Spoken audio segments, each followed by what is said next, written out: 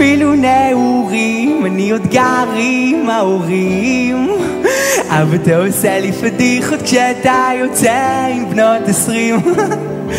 עזבתי את בית ספר כשקראתי בתוך ספר שעל בגרות אפשר לוותר אם יש לי אבא מיליונר.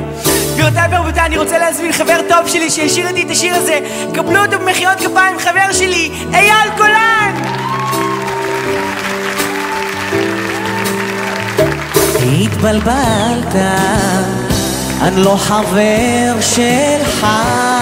החברים שלי אוכלים חריף, הם לא אשכנזים, אתה קצת חננה, אז רק תיזהר, נדקור אותך ולא תהיה בן 17 יותר.